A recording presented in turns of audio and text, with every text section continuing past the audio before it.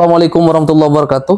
Waalaikumsalam warahmatullahi Jumpa lagi bersama saya di channel Santri Kota, channel kebanggaan Santri Nusantara. Kali ini kita akan berbincang soal kasus yang lagi hot di media sosial, kasus Vina.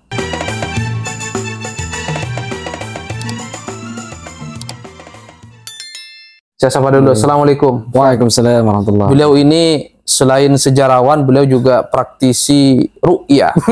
Saya akan berbincang-bincang soal apa sih orang kesurupan, bikin penasaran. Coba bayangin, gara-gara kesurupan, gara-gara ada orang kesurupan, kasus yang sudah tenggelam 8 tahun lamanya mencuat ke media sosial, luar biasa di blow up, dan hari ini masih terus menjadi perbincangan di media sosial.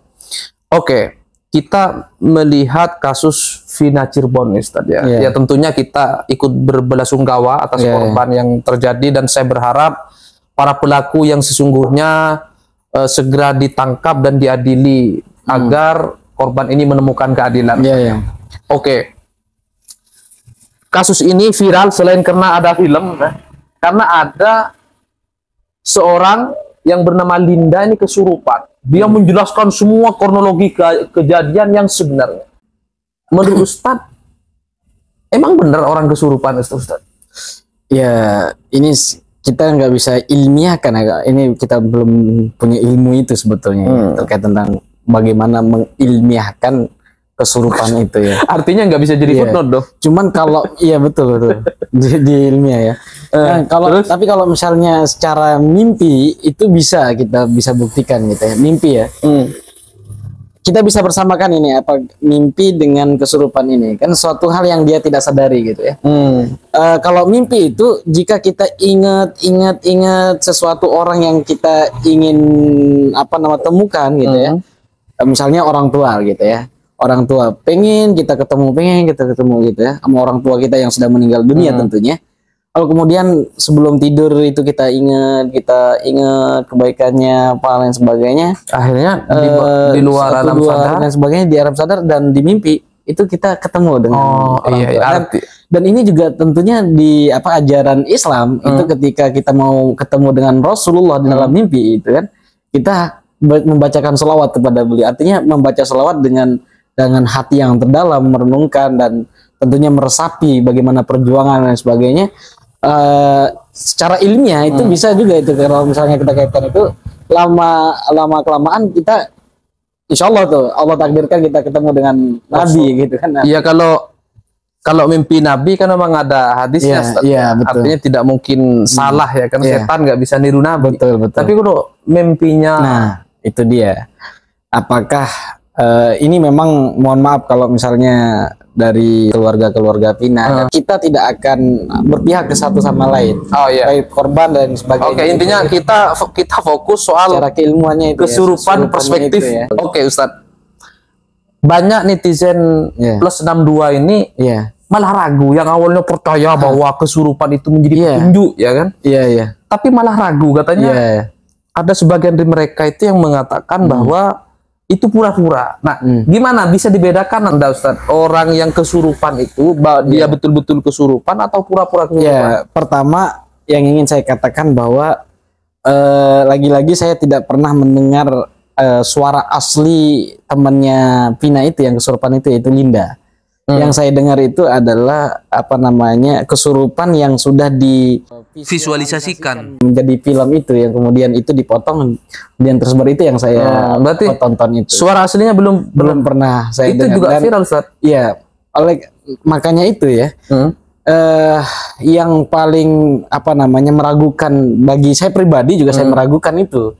Kenapa saya meragukan? Karena ketika misalnya trailer dari film Vina itu dibuat gitu ya, kemudian dia yang menjadi Linda dalam film Vina sebelum 7 hari itu, dia tidak pernah bertemu dengan Linda yang asli gitu. Nah, itu kan menjadi suatu hal yang janggal juga. Artinya ya. Kalau film ya urusan yang lain, kita perbincangkan itu video yang viral soal orang kesurupan itu. Orang kesurupan itu. Bisa dibedain nggak kira-kira kesurupannya asli atau cuman pura-pura mungkin dari Iya, memek wajahnya atau seperti apa? Umumnya Ustadz yang mengalami lah sebagai praktisi ruqyah lah.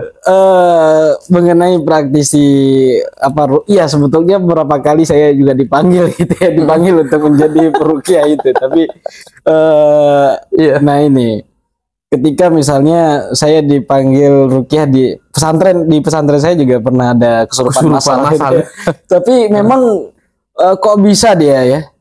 Tapi dia benar kesurupan karena ketika kita siram apa lain sebagainya itu ya nggak berontak cuman bukan disiramnya itu yang menjadi apa namanya menjadi Itu disiram pakai amalan-amalan apa khusus? Misalnya kita bacain apa panggil Syekh Abdul Qadir Jailani gitu kan, kita panggil Syekh Abdul Qadir Jailani dan sebagainya. Iya. Nah makanya saya ingin mengatakan bahwa dinamisme animisme itu masih berakar sampai sekarang di Nusantara itu di Indonesia itu. Berarti kalau urusan dan sebagainya ilmu ruqyah kemudian kesurupannya nggak bisa dijadikan alat bukti secara ilmiah Ustaz ya. iya. Cuman memang tradisi masyarakat Nusantara masih mempercayai itu ya. animisme, Buktinya netizen dulu awalnya kan percaya banget nih. Nah, cuman tiba-tiba ada entah itu dibuat atau seperti apa, tiba-tiba ada yang meragukan Ustaz. Iya. Oh, berarti memang ini ya apa sulit dibedakan ya antara itu asli atau tidak asli ya, kecuali mungkin bisa lihat langsung kejadiannya. Betul. Apa pengalaman Ustadz menyembuhkan orang kesurupan itu? Kalau misalnya rahasia bisa disembuhkan, tentunya tergantung orangnya. Yang mau berubah itu orangnya atau tidak gitu. Kalau misalnya dia mau berubah ya cepat gitu.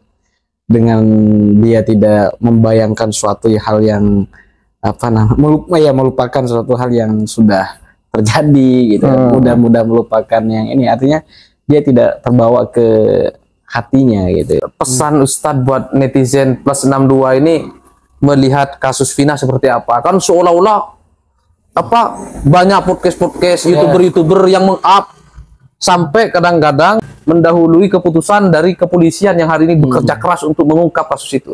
Pesan buat netizen plus 62 apa Ustaz? Sebetulnya saya mengapresiasi sebetulnya netizen Indonesia itu ya, karena tentunya itu menjadi semangat kita juga. Pertama itu saya mengapresiasi.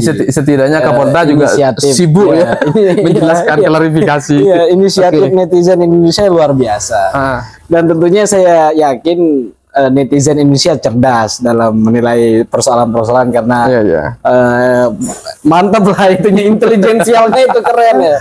Apa namanya netizen kita itu.